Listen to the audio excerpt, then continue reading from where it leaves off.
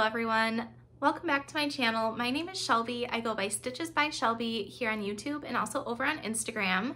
Today is Friday, March 19, 2021, and welcome back to Flosstube episode number 6. For those of you who are new here, Flosstube is the little corner of YouTube where we talk about mostly cross stitch. Sometimes I talk about other crafts, but today it'll just be cross stitch. But before we get into any of that, I wanted to let you know that Abby from Top Knot Stitcher Shop has very generously given all of us a discount code to use in her shop. I talk about Top Knot Stitcher all the time. It's one of my favorite places to shop, especially for patterns, and Abby is just so kind and helpful. So use the code Shelby, my name, S-H-E-L-B-Y, and you can get 10% off your orders through the end of March. So I know I have another cart going, and I just saw that my Needlework Expo releases shipped the other day, so I'm very excited about that. But yeah, so a discount code through the end of March, 10% off. It's just my name, Shelby. So thank you so much, Abby, and I hope you will all go check out her shop. She has a lot of great patterns. Almost all of my needle minders are from her shop, so go check Abby's shop out if you haven't already. Also, before we get into too much of the stitching, I wanted to announce the giveaway winner from last week. Elaine from Gailey on a Cross Stitch generously gifted me a second copy of the bookcase. Hopefully I'm putting in a picture right here.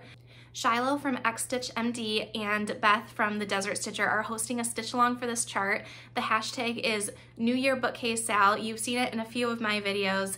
And so Elaine reached out and offered me a second copy, so I was able to give a copy of that away. 44 of you entered the giveaway, and the winner is Marty Hyatt. I hope I'm saying your last name right. I was really excited when I saw that Marty won. She goes by Triple M Stitching on Instagram, and she is just super sweet and awesome.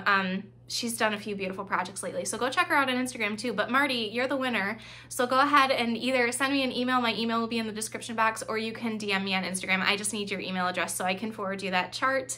And thank you again, Elaine, for allowing me to give away a copy of it. Okay, so now let's get into the stitching. I did have one previous finish that I wanted to show you. This is Chock-Full Bloom by Hands On Design. This is one of the charts that was done in collaboration with Priscilla Blaine from Stitching with the Housewives. Priscilla is a chalk artist as well as a fantastic cross stitcher, and she and Kathy from Hands On Design partnered on a few charts. This is one of them. I've done 4 of them, and I showed one before, I think. So this is the Bloom jar. I did the DMC conversion, and I finished it exactly the same way for all 4 of them. So this is that chalkboard easel that I found, well, my husband found in the dollar spot at Target. This was about a year ago, but I know I've seen it there more recently than that, so I would check it out. It's just attached with magnets. It's on some sticky board with batting behind it, and then I put some pom-pom trim around the back, and this was one of the, maybe this was the first piece I had done with pom-pom trim around the edges, and you can see there's a little gap right here. I got a lot better in future finishes of making that gap not so obvious, but it's fun to see my learning curve. So this is Bloom Chock-Full. It's stitched on 14 count Aida, and then I think I said the DMC conversion. I worked on this last year, May 15th through the 31st, 2020. And then I had it out all summer. So I'm excited that this is back out again. My spring decor is officially all out now, so makes me happy. The weather in Michigan, true to form, we had some beautiful 60-degree days, and it's back down to being a little bit chillier, although I think this weekend we might get a little bit nice weather again. So anyways, Bloom Chock-Full by Hands On Design, beautiful chart. All right, so my next finish of the last 2 weeks is, here's a couple of acronyms for you. I think they both come from Michelle Bendy. SAF, S-A-F, start and finish. That's when you start a project and finish it in the same day. And FFN, finish for now, primarily applies to stitch-alongs. This was both of those. This is the Sense and Sensibility Stitch Along by Stitching Book Club. The design company is actually Sapphire Mountain Handcrafts, but Stitching Book Club has kind of developed a life of its own at this point. So I did this March 8th. I started the second part and I finished it. So that was this bit up here, and then right here and here. So this main flower and these parts down here were already done. So it was just like this top part. And that was part 2 done. It was a really quick stitch. I am loving this project, and I am always really sad that I don't get to work on it more. So I just think it's beautiful. I'm stitching this on 32 count Lugana that I dyed myself with evening blue Rit dye, following Kristen's tutorial. Kristen is the designer behind this, and she put out a very comprehensive tutorial on how to dye your fabric to get it to be the right color. So this is 32 count Lugana dyed with evening blue Rit dye, and I'm just using the called for DMC. I am not caught up on the reading for it yet, but I still have a little bit of time. I don't think the next part comes out until the beginning of April. So one last look, love it. I'm gonna be sad when this one's done.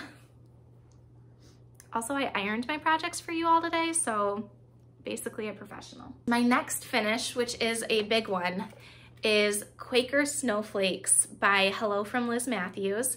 I mentioned in my last video that I was participating in Stitchy March Madness, which is the brainchild of Steel City Stitchers. Basically, you make a bracket and you allow people to vote on your projects to see which one will win, and then the winner, the goal is to FFO it by the end of the month. So done, check. I can put up a picture of my bracket right here, but I decided to do 4 whips and 4 new starts, and basically the final 2 was Quaker Snowflakes and Chester's Place. I started this November 10, 2020, and I finished this, well, this is kind of a funny story. So in my Stitchy journal, I wrote that I finished this March 13, but there was a problem. As I was stitching towards the bottom here, I knew that something was off. I couldn't quite figure out what it was. I'm pretty sure that this motif here is 1 stitch too far down, but when I got down here, I realized that something more was going on and I couldn't find my mistake. So I just kind of made it work. I think it looks okay. Some of the motifs are a little bit closer together than they are in the pattern, but it's fine. So I posted my picture of my finish, and then I was at work and I was just kind of like admiring the picture, looking at it, and I found my mistake. And so basically what had happened, if I can, I'll put the picture up and with like a circle on it to show you, but right here, I had not finished this little triangle. I had left off these 4 stitches on the bottom, and then I had based this next triangle off of where I had ended for this one, but it was all 1 stitch too high up and 1 stitch too far over to this side. So it looked really funky because there was just like a random stitch here, and then this whole border was up. So once I saw it, I could not unsee it. I am not the kind of person who will typically pick out mistakes if I can make them work, but this one I thought it was gonna bother me. So what I did was I tore out this whole border here, and I made all these stitches just over 1 linen thread, right, those 2 end ones, so that I could still leave the full space, because unfortunately this was also a repeating border, so it'd be extremely obvious if I adjusted anything in the middle. And I think it looks okay. If I look really hard, I can tell, but it's not enough to like catch my eye as I'm walking by it, so I think I can comfortably display it now. And the reason I did that instead of just restitching the border is because I really did not want to have to pick out the trees. The trees were quite a bit of stitching, and I did not want to redo them. So I didn't want, if I had just restitched the border as is, all the tree trunks would have been 1 stitch over. So anyways, that was my solution. I kind of fudged it. I think it's fine. But I actually had to put a few extra days of work in this after the technical finish date because of that. This is stitched on 32 count Haunted by Picture This Plus. This is the called for linen. In the cover photo, it looks a lot more blue. Mine's more of a gray purpley, but I still really like it. Here's some close-ups.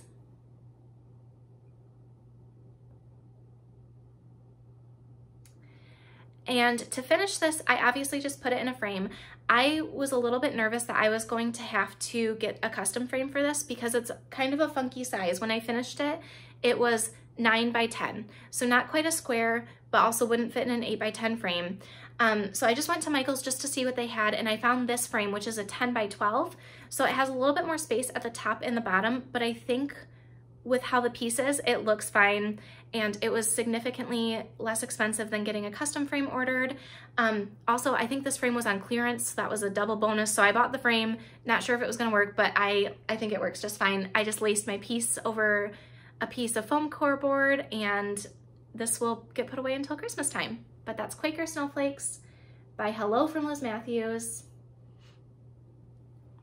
as charted except for some accidental customizations. All right, so now we can get into WIPs, that's works in progress. I had a new start over the past couple of weeks, and that was Moonlit Night by Mill Hill.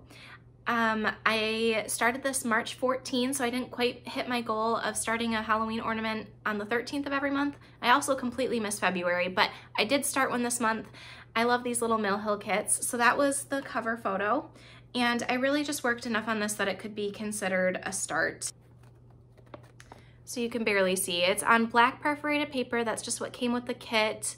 And the kit DMC that comes with it, I just tried to get enough of a start that it was considered a start.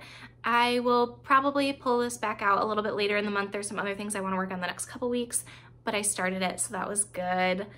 I love these little Mill Hill kits. I love just being able to pick up the project and get started on it. So that was my new start. That's Moonlit Night. I get the name of that one confused. I always call it Midnight Way or Moonlit Lane, or I just can't. The name of that project does not stick in my brain. All right, next WIP is Winter's Lace by Dimensions. Here's the cover image.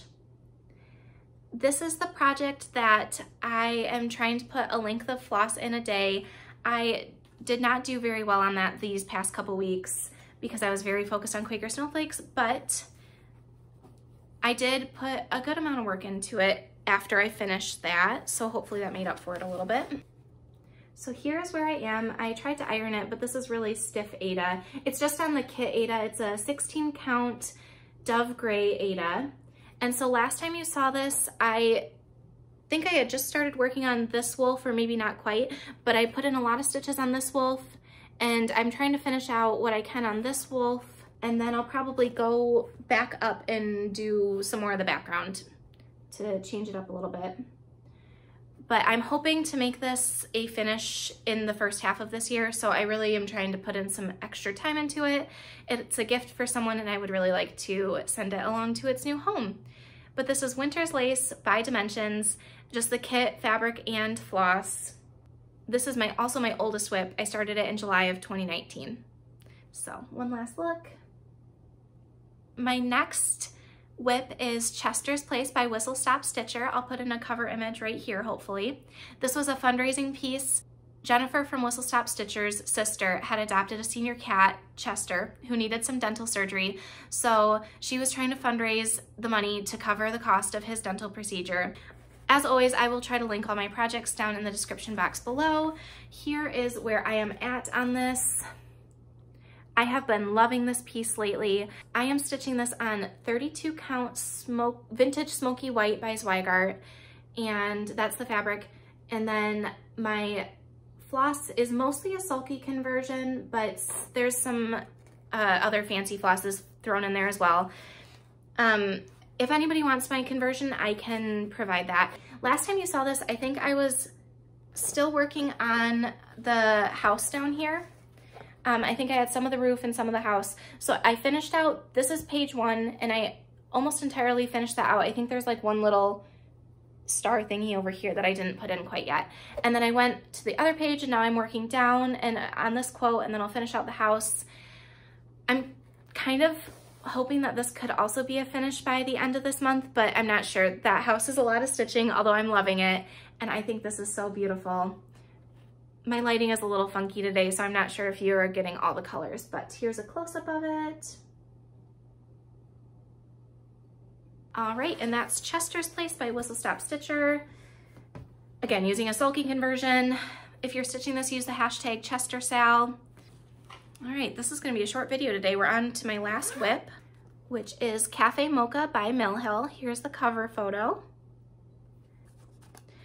So I didn't put a ton of work into this. I just brought this to work on my lunches. So I just am still finishing out this little bit of stitching that's left in the cup. But once I do that, then it'll just be on to beading. So then I'll probably just put in a few good long beading sessions, maybe even today, and finish it up. So this is my main goal for the next 2 weeks. I really want to finish Cafe Mocha. I am so close. I am ready to be done with it. This is one of the needle minders that I made using the DIY needle minder kit from Top Knot Stitcher Shop. So if you were looking for something to use your discount code on, you could do that. So yeah, that's it. I don't have anything else to say about it. I'm using the kit perforated paper and DMC floss, and this is very close to a finish. Full disclosure, I did technically work on 2 other things over the past couple weeks, but I put so few stitches into them that I don't honestly think it's worth showing you. I put a very few number of stitches into Quaker pumpkins because I was actually at my parents' house when I finished Quaker Snowflakes, and Quaker pumpkins was in the same bag, so I just started working on that. And I also put a couple of stitches into my Head, my Heaven and Earth Designs project, mini Contessa with Squid, but again, so few stitches that it's not hardly even worth showing. I'm hoping for the next couple of weeks to get back onto my whip rotation, so I guess we can segue into the plans portion of the video now. So my plans for the next few weeks, I want to get back on my whip rotation. I have not been doing very well with that lately. I got really kind of sidetracked with some other things, but I have 3 big projects that I'm really hoping to get some progress on. So this next week, I should be pulling out Pandemic again, so hopefully you'll see some progress on that in the next video. Again, I mentioned I really want to finish Cafe Mocha. I'm so close to a finish now, so I'm just going to power through and put the final stitches and beading in that, and then I can show that in my next video. Hoping to keep working on Chester's Place. I'm really enjoying that stitch, so I'd like to see some more progress on Chester's Place, maybe even a finish, I don't know. And then my other one, the reason I'm trying to finish some of these things is because I have a lot of new starts planned in the next couple of months. So the one that is most pressing is Beth from the Desert Stitcher is hosting a stitch along for Flosstube Friends by October. House Fiber Arts is the designer, and it was one of the I think more popular releases that came out at Needlework Expo. Beth is starting a stitch along, hoping to start on April 1, and I will be joining in on that. It's a bigger chart than I realized, so I'm gonna try to stitch it over 1 on 25 count mushroom Lugana, hoping my fabric gets here in time, but that will also be a start. So the hashtag for that is hashtag FlossTubeFriendsSal, and you can start along with us on April 1. Again, so glad to be a part of this community, and I think that this pattern is a really nice way to commemorate that. So that'll be a new start in the next couple weeks, and hopefully I have some more finishes before then so that I can keep my whips to a manageable level, but I'm very excited about that. That is all the cross stitch I have for this week. I am gonna do a little book talk now, but if you were just here for the cross stitch, thank you so much for joining me. Don't forget to like the video, subscribe to my channel if you want to see more, and go follow me on Instagram. I'll link it in the description box below, but it's just Stitches by Shelby, all one word, if you want to see more updates in between videos. And don't forget that I have that discount code, which will also be listed in the description box below, for 10% off your next order from Top Knot Stitcher. It's just Shelby. So thank you so much for joining me. If you were just here for the cross stitch, I really appreciate it, and I will see you again in a few weeks. If you are interested in sticking around for some book talk, I have 2 books that I'm going to talk about today that I read in the last couple weeks that I think are book talk worthy. So the first one is The Echo Wife by Sarah Gailey. I don't want to say too much about this because I don't want to give away too much. This is a domestic thriller with some science fiction elements. It's like sci-fi light. It's not too in the weeds or technical or anything like that. So I think if you aren't typically a sci-fi reader, but you like to read thrillers, I think this is still totally accessible and enjoyable. Without, again, giving too much away, I thought it was upside down for a second. Just some of the words are upside down. Anyways, this is, yeah, a domestic thriller with some sci-fi elements, and it is about a woman whose husband leaves her for a clone of herself. That's all I want to say about it. I would also highly recommend, if you are interested in reading this book, don't read the Goodreads description or the description on the inside cover. I think it gives away a major plot point that is best left to be a surprise. But I read this in just a couple of days. It's very small and short. It's only like 250 pages, and I really enjoyed it. It was very intense. That's all I have to say about it. The Echo Wife by Sarah Gailey. And the second book that I read is The Luminous Dead by Caitlin Starling. I just finished this yesterday and I really liked it. It is a sci-fi horror book, And I listened to the audiobook for this one. The audiobook was pretty good, so I would recommend that if you're interested in listening to an audiobook version. The premise of this book is there is a woman who is going on like this cave expedition. Again, it's science fiction, so it takes place in the future, so it doesn't necessarily have to follow our technology restraints or anything like that. But she is going on a cave expedition, and these cave expeditions are extremely dangerous. Typically, people would only do 2 or 3, just enough to kind of get themselves a head start and get off this planet that they're living on. The expedition that this woman is going on is so dangerous that it's pays enough that she's only gonna have to do the 1. And then she gets down in the cave and something just isn't right. She realizes that like way more people have died attempting this expedition than was previously alluded to by the person who hired her. And so basically she's just trying to survive in this cave now. It was really intense. There was some really good imagery in a couple of the scenes. I don't think the characters are necessarily likable, but I connected with them. So if you are interested in reading this, it was super tense. I really liked the atmosphere of the book. So that is The Luminous Dead by Caitlin Starling. So I gave this one 4 stars. I gave The Echo Wife 5 stars. I had some like nitpicky things with this one, but still I think totally worth a read and recommendable if you are interested in those genres. So that is all I have for today. I hope you enjoyed the book talk. As always, feel free to leave me a comment down below. Let me know what you thought of the books, of the projects. Let me know what you're reading and working on.